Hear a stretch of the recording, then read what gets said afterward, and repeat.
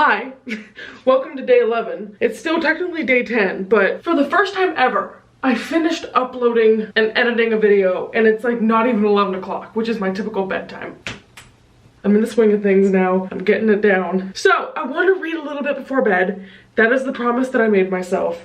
But I still have to shower and get ready for bed and make my bed. So I'm really gonna be rushing to get into bed before midnight and read a couple chapters of my book. So get ready with me to get ready for bed.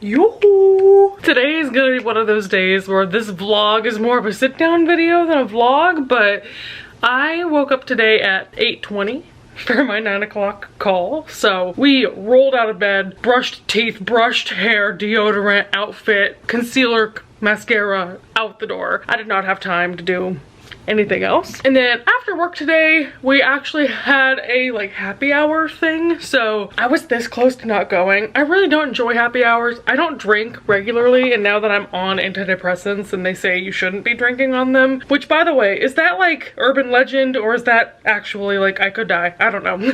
I don't drink anyway, so it doesn't really affect me. But because I don't drink, happy hours never interest me, but all my team was going and I was like, whatever, I'll be a good sport. This might be too personal to admit, but I'm disappointed in myself because I recently was on a work trip. They invited me out to a dinner, but I'd already picked up a sandwich from the store, so I was like, no, I'm gonna work back at my hotel room, it's fine. And then afterward I found out, wink wink, nudge nudge, you probably should have gone to that dinner, which my brain doesn't think of that like schmoozy atmosphere of corporate America. I was just like, no, I don't really want to go out to dinner. And I didn't even put together like, oh, networking, oh. I didn't want to say no this time because I felt really bad about last time. So I joined them for about 2 hours. I ordered a Dr. Pepper ice cream float. I felt very adult. I think that's worse than a Shirley Temple. Usually I get Shirley Temples, but they had floats on the menu, so I said, okay, I'll do that. I got in a walk while I was doing that. On the drive home, I had the windows down. I was blasting some music. I don't know, I just was really in a good mood today. It was just a very chill day. Because I didn't do a whole lot and it's already 8:45, I want to give you some kind of content that's not just me being like, hi, I went to work today, bye. So I got a comment the other day that was like, can you just go through all the classics you've read and rank them? I think this is because I just read Rebecca by Daphne du Maurier. By the way, best book of the year, it was so good. But I don't know if you've noticed that this shelf is empty because I have all of my classics sitting here in bed next to me. I'm doing a very loose ranking them because really only a handful of these can I actually say here's my definitive list, because a lot of these I read in high school, a lot of these I read in college, and this whole stack to my left I have not read yet. So I do want to talk about classics because I feel like it's a little bit of a taboo subject, not obviously in the book world, but for me I'm like kind of afraid of looking them in the eye because I hate feeling dumb and classics make me feel dumb a lot. I wish I read them more, so it's a little bit shameful, and also I can't decide if I'm supposed to like them. I know they're very polarizing,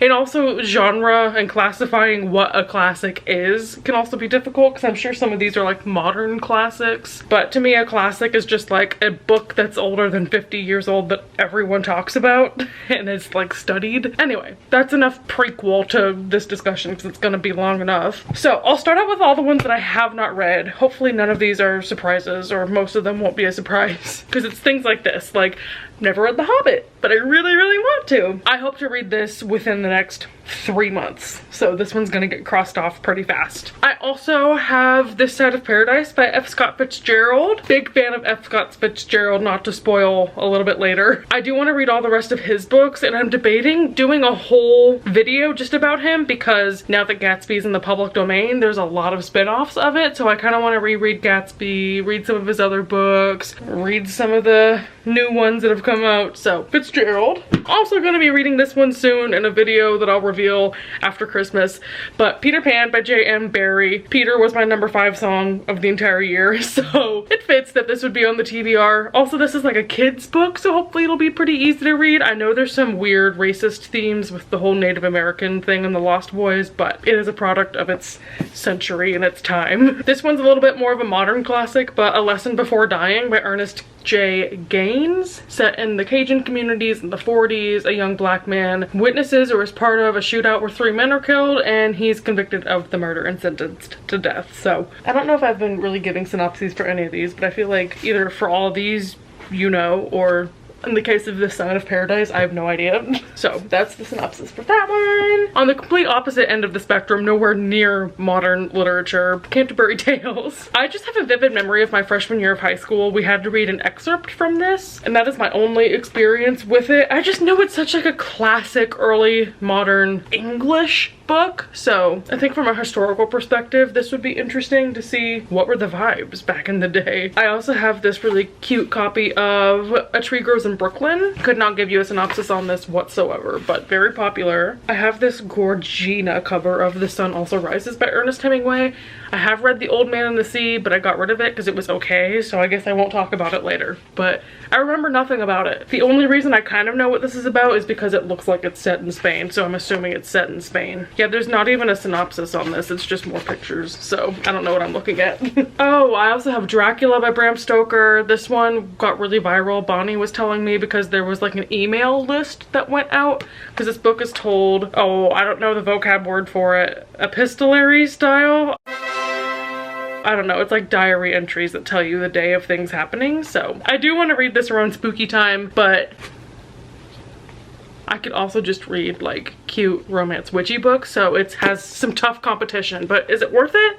Let me know. A recent acquisition for me was East of Eden by John Steinbeck, which is a chunker, but I've talked to multiple people who are like, this is the best book ever. And it's an American author. This is set in like the 70s or 50s, close enough. 40s, what? I don't know. I just know it's the best thing since sliced bread. I had no intentions of reading The Hunchback of Notre Dame, but I had a previous coworker give me this, which is her copy from high school. And to this day, that touches me because I feel like I wasn't that great of friends with her. And I'm like, you're giving me your personal copy from your childhood? That's crazy. So now I feel like I need to do her right and give this a go. And on the topic of Victor Hugo, Les Mis has been on my TBR. Can I get this sticker off? No. Les Mis has been on my TBR since I was in high school. I have a video thumbnail called like how to read big books, and I'm holding a copy of Les Mis and I still have not read it. So technically when I sort my TBR by the oldest things I still have not read, this is number 1. I've been obsessed with the musical since I was in high school. I would love to read the source material. I've read bits and pieces of it, but I'm terrified because it's like 700 pages, 800 pages, and the font is mouse print. This looks like terms and conditions. So I know I should probably just audio this, but I refuse. So that's what I own. I'm sure there are plenty more that I don't own. Let me know what's missing from that list. But now I'll go through, I have kind of 3 sections to the ones that I have read. I'll go through my favorites. I also have books that I read outside of class, but like, I don't really have an opinion on them. I kind of don't remember them. And then I also have the ones that I read for high school, which I definitely don't remember and don't have an opinion on. I mean, some of them I remember how I felt about them, but I don't feel confident in saying as my 28-year-old self. Am I 28? 27! I don't feel confident saying that as a 27-year-old, this is my opinion on it because it was a decade and a half ago. So the ones I do feel confident about, Rebecca by Daphne du Maurier is my new favorite classic of all time. I don't even know how, I guess it is a classic. It just doesn't feel like a classic because even though it was written so long ago, I feel like it gets me. So it feels like it was written for me yesterday. If you don't know what this book is about, it's about a woman who's unnamed, which is so cunty, who becomes the second wife of this like mysterious bachelor who owns this beautiful estate on the countryside of England. And she just feels like she lives in the shadow of this his previous wife named Rebecca. And that sounds like it has no plot, and honestly this book is pretty light on plot, but I am obsessed with it because the main character is so awkward and so self-conscious of her position in life and feels so undeserving of it. This is the book allegedly that Taylor based Tolerate It off of, and you can for sure see, like, if you're a Taylor Swift music fan, you will understand a lot of the themes in this book. I adored this. It's a little bit of a mystery. I think it's technically categorized as a gothic book, but I have no idea what that means. Highly recommend this. Also, this is the only one that I own 2 copies of, but I fucking love The Great Gatsby and I will not hear it from you on that. I read this book like 3 times, but honestly I think I could reread it once every year and fall in love with it all over again. This was my original copy from high school, so hence why the tabs in there are like circa 2014. I also found this gorgeous edition that has like a wraparound cover, so here's his mansion, Great Gatsby, and then the back has the green light on the dock and the water. I'm obsessed with this. Oh, and gold sprayed edges if that wasn't enough. And there's like quotes in the middle of it with illustrations. I'm obsessed with this edition. I'm pretty sure we all know what Gatsby is about, but it's a man named Gatsby who's rich but in love with a woman who's not in love with him, so he throws these lavish parties to try and attract her back. It's about yearning for the past, and the last line of this book is one of my favorites of all time, second only to Mockingjay. I just love the theme of yearning in books too, so that did it for me. Also, I love the not theme, but I love the component of the main character being like a passive participant of the story. So the fact that Nick is just this canvas and just this medium for the story to occur through him. Love that. Next up, I read this book in college, but I think about it a lot. This is Moby Dick by Herman Melville. I was not expecting to love this. It is a massive book, and I think we all know the reputation that it's just about a whale. On the theme of books about yearning, this book is obvious. I think, again, some of these might be obvious, but this book's about a captain named Ahab who was obsessed with finding this like mythical white whale that he names Moby Dick. So it's about his quest, again told through the lens of a character who's, call me Ishmael, iconic first line of the book. I devoured this. I loved the writing of it, even if it went off on tangents about how whales produce sperm.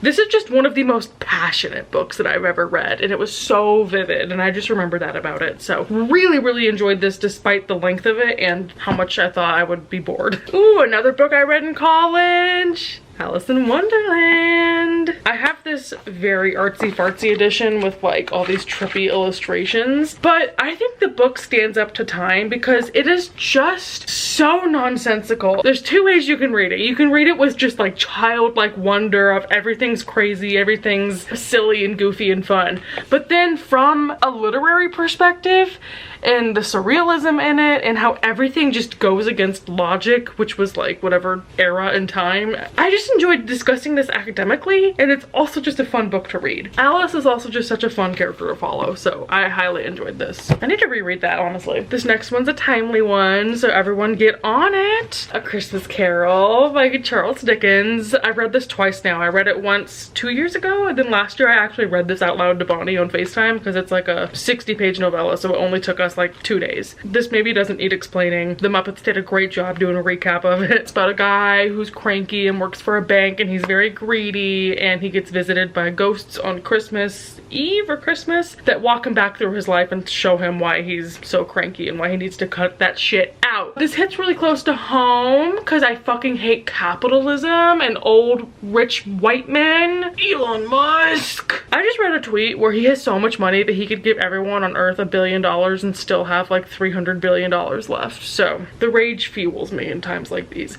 But this book is so heartwarming. Again, it's kind of like Rebecca, where I can't believe it was written so long ago because it feels like so relatable and just strikes so close to home. Sometimes when I read classics, it's like at an arm's length because that was back then and she was wearing a corset and oh my god, I couldn't show my ankle back then. But things like this are like, that is just feel good fuel, the kind that we need right now. So if you've not read A Christmas Carol, it will take some adjusting to. It's not the easiest writing style, but I do think if you never read classics, it might be worth a go.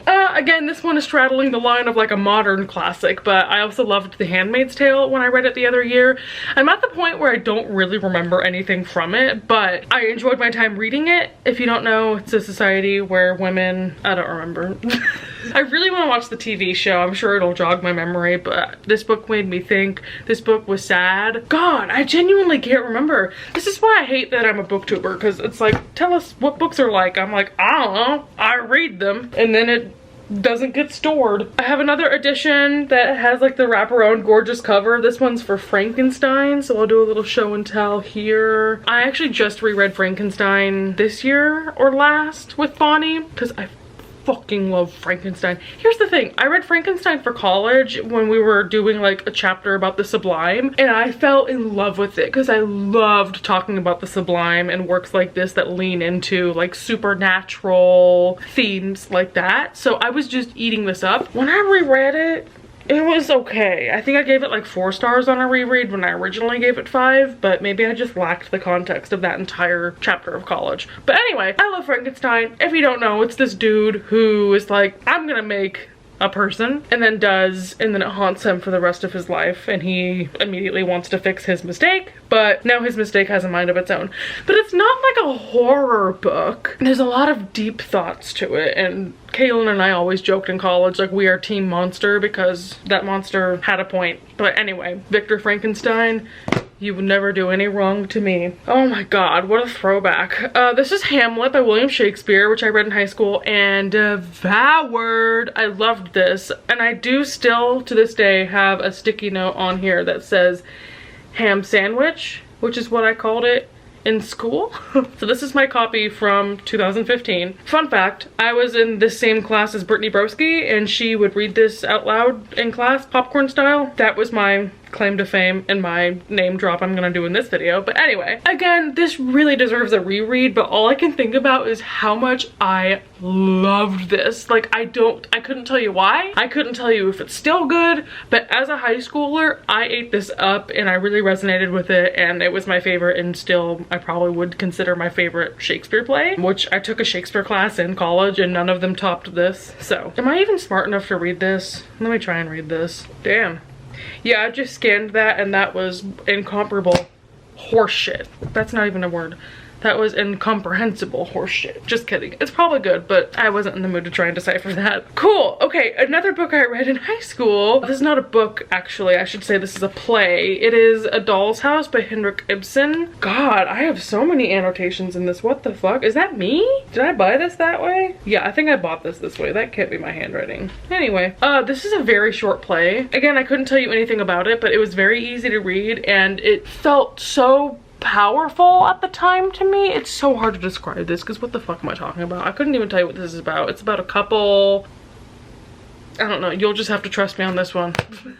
Okay, that was the last one in that category of books that I knew that I remembered that I like, and that's like my loose ranking of them. I have 4 books that I read outside of class. I'll just talk about the most recent one because y'all probably already remember. I'm considering And Then There Were None by Agatha Christie a classic. The fact that I held on to this after reading it just shows that I liked it. This is my first that I ever read by her. It's the blueprint of a lot of similar kinds of stories where all these people, I think 10 people, go to an island and then people start getting murdered, and you know it's someone on that island that's doing it, and until it gets to 0 you have to figure out who did it. I mean, it was fine. Sure.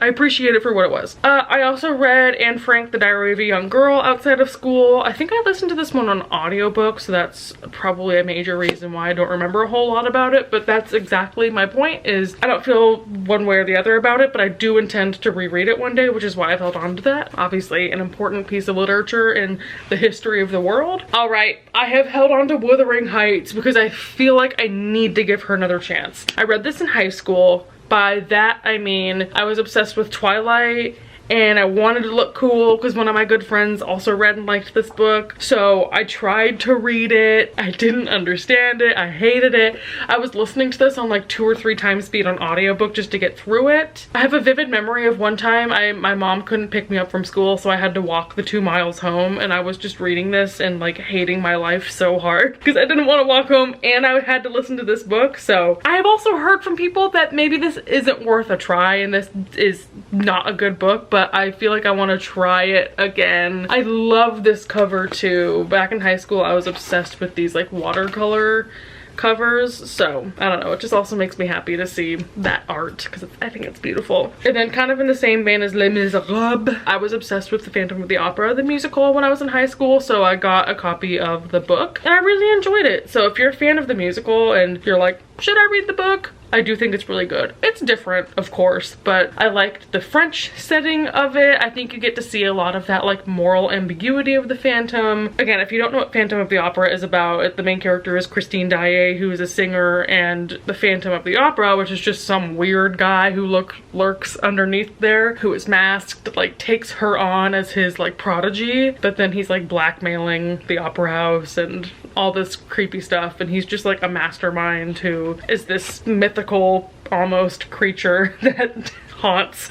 the opera. I am firmly in the mindset that he just needed a friend and this all would have been fixed and I could fix him. Loved the book though, it was good. All right, final hours. Oh my god, you can see it over here. Hey girls, these are all the books. Oh wait, I also read this one not for class, Black Beauty by Anna Sewell. I distinctly remember I read this the summer before senior year because I volunteered at the library and I would just sit there all day and have nothing to do, and one time I read this. This is another series of covers that I love. What is this called? The Penguin Threads series. So the front looks like this stitch work, and on the back it's like the back of the threads. I love these covers so much. Obviously I'm a horse girl, so I knew I wanted to read this. I've held on to it not just because I love the cover, but this is just such a classic story about a horse and the horse's friend. I liked it, what can I say? But I'm also a horse girl, so. Also, I know that they have The Wizard of Oz in this edition, and that needs to be added to my wish list expeditiously. Alrighty, and I have a lot of books that I read for class. I can tell you how I felt about them, but I was like 15, so what did I really know? I'm gonna try and go from beginning to end of like the year that I know I read them. I distinctly remember that we did read A Tale of Two Cities by Charles Dickens my freshman year because I was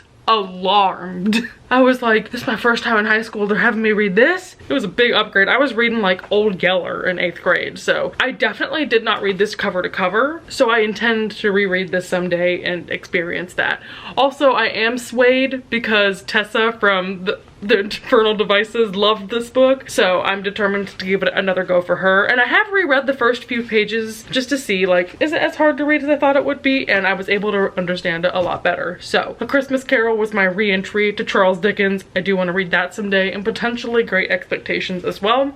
We also read To Kill a Mockingbird my freshman year, which I could not tell you how I felt about it, but I do want to reread it someday. And I used to own the sequel, or maybe it was a prequel, Go Set a Watchman, which I think has mixed reviews, but the only reason but one of the reasons I want to revisit this is so I can also read that. This is another one that I've started to reread and then put aside, so I just need to stop giving up. And then freshman year I also read Anthem by Ayn Rand, which I loved. This was my first time being exposed to dystopian, but then also written in the way that it was written. If you don't know, Anthem is set in a world, there's probably some academic explanation that I'm totally botching right now, so sorry to all the English teachers and people who love this book that are watching. It's supposed to be a commentary on like communism. In this world, you can only refer to yourself as we, like you cannot say I, there's no individualism, it's all collective. This book was so trippy because the whole book is written like, no, we answered. They said, we answered. So my mind was just blown by this. I don't know if it's actually that good, but I remember as like a 15-year-old, I was like,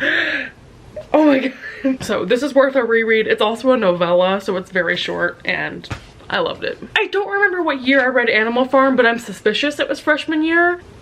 I don't know. I think we mostly just made fun of this, so I couldn't tell you my honest opinions on it. Alrighty, moving into sophomore year, I read Fahrenheit 451 by Ray Bradbury. I think I enjoyed it. This was really the year I was getting into reading, so a book about books was something that was up my alley. But I can't remember if writing style-wise this vibed with me or not. I just remember my teacher called the main character Montag, which is probably his name, but I had just started German class, so I was like, it's pronounced Montag. And then we also read Lord of the Flies, which was very fun to discuss and to read. Again, it's a short, easy to read book that's an interesting concept. A group of little boys trapped on an island. Things quickly go to shit because of masculinity. I don't know if that's the point of the book, but I decided that that's where I'm gonna take that. It would be fun to reread this someday, I think. Like, I had a nice time reading this. Junior year, I fucking hated.